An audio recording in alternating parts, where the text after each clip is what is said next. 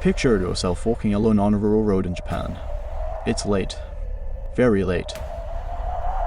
The night is silent. Too silent. And then you hear it, a sound like thunder in the darkness. But it's not thunder, only an eerie silence that follows. It's footsteps. In Japanese folklore, tragedy gives rise to spirits. From war, famine, and mass death they are born. These haunting figures embody collective guilt and unfulfilled hunger. And when enough people die in the same terrible way, the hunger-stricken bones are forged into terror beyond mortal comprehension, the Gashadokuro. A dark figure lurks, a monstrous skeleton born from starvation's skeletal remains. Made from the bones of Japan's forgotten dead, it stalks its prey under cover of darkness. Its hunger is insatiable. Remains of those who died forgotten, and it feeds on the collective guilt of a nation. The legends say you'll hear a ringing in your ears, growing louder with each passing night. It starts as a soft whisper, then escalates into a deafening scream. The sound of chattering teeth. If you hear that sound, you're supposed to run. Hide. Because the Gashadokuro is hunting. And it's hungry. Hungry for what the dead can never have. Blood, flesh, and life are its eternal hunger now. To understand the Gashadokuro, we must understand something darker about Japan's history. For centuries, war was constant. Famine was common. And death was everywhere. In ancient Japan, if you died in battle and no one buried you, if you starved during a famine and no one mourned you, your spirit would wander. Angry. Restless. Hungry. The Japanese believed proper burial rites were essential. Without them, the dead couldn't find peace. When hundreds, thousands died together, mourned and unburied. Their rage would merge. Their hunger would combine. And from their collective bones, something monstrous would rise. The most famous Gashadokuro legend comes from the 10th century, a rebellion led by a woman named Taira no Masakoto's daughter. After her father's death, she gathered an army, but they were defeated, scattered, left to starve in the mountains. Hundreds of warriors, dying slowly, no food, no water, no mercy.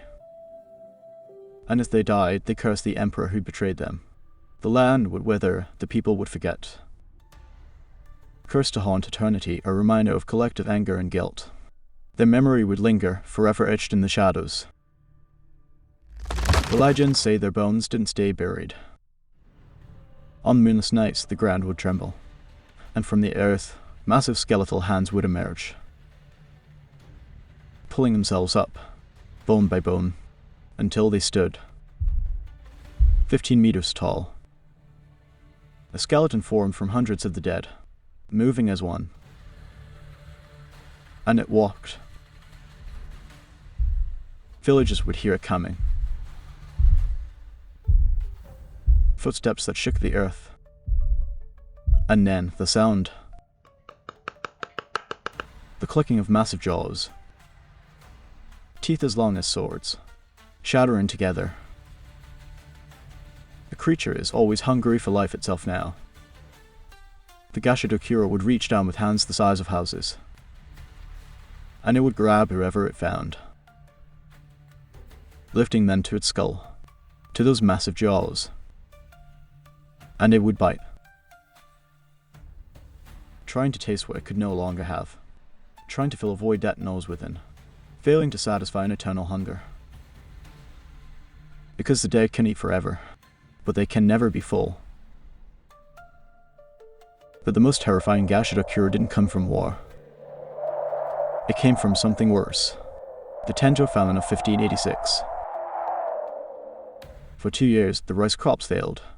Across Japan, hundreds of thousands starved. In some villages, entire populations disappeared.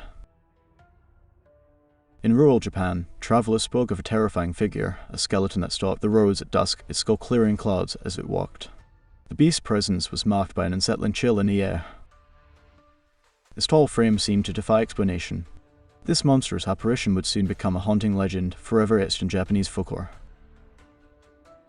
One account describes a group of merchants who heard it first. That ringing in the ears. They hid in the forest, praying it would pass. And they watched as it walked by. Massive legs, ribs like the bars of a prison, arms hanging down, fingers dragging through the treetops. And its skull, they said its eye sockets were empty, but they glowed. It was a light that had no source. A cold, malevolent light glowed in its empty sockets. A cold, hungry light. One merchant made the mistake of looking directly at it, and the Gashadokuro stopped. Its skull turned, slowly, until those empty eye sockets were staring right at him. They can't say he survived. Barely. Running until his feet bled. Until dawn came. Because the Gashadokuro only hunts in darkness. Sunlight makes it fade. Back into the earth. Back to being just bones. But it never truly dies. It's always waiting for the next moonless night. So what is Gashadokuro? A vengeful spirit born from starvation and anger stalks the shadows, feasting on the darkness within a soul. Japanese folklorists believe it represents something specific, the guilt of a society that let people die forgotten. In Japanese culture, remembering the dead isn't just tradition, it's an obligation, a moral duty. When people die unmourned, when they are forgotten, their souls become restless, angry. The Gashadokuro is that anger made manifest, made physical, made massive and impossible to ignore. It's not one ghost. It's hundreds, thousands. All those who died in the same terrible way, their rage combining. And interestingly, you can't kill it. You can't fight it. The only defense is to remember, to honor the dead, to ensure no one dies forgotten again. When communities performed proper burial rites, when they honored those who died in famine or war, the Gashadokuro sightings would stop. Not because the monster was destroyed, but because its purpose was fulfilled. It had been acknowledged, remembered, honored. And that's the deeper truth of a Gashadokuro. It's not just a monster, it's a reminder that the dead deserve dignity. That history can't be forgotten. And that sometimes, when we ignore the past, it comes back. 15 meters tall.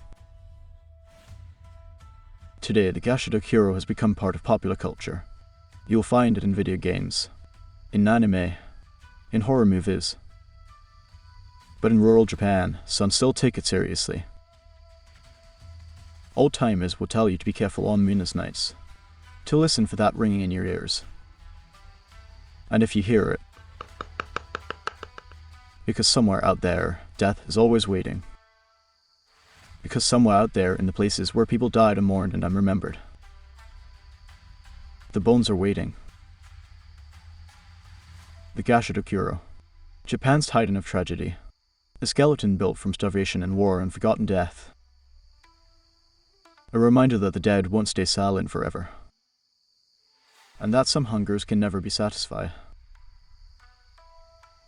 If you found this story fascinating, we have more dark legends from Japan, including the slit-mouthed woman and the snow woman. What folklore should we explore next? Let me know in the comments. Until then, sleep well. And if you hear chattering teeth on a moonless night, don't look up.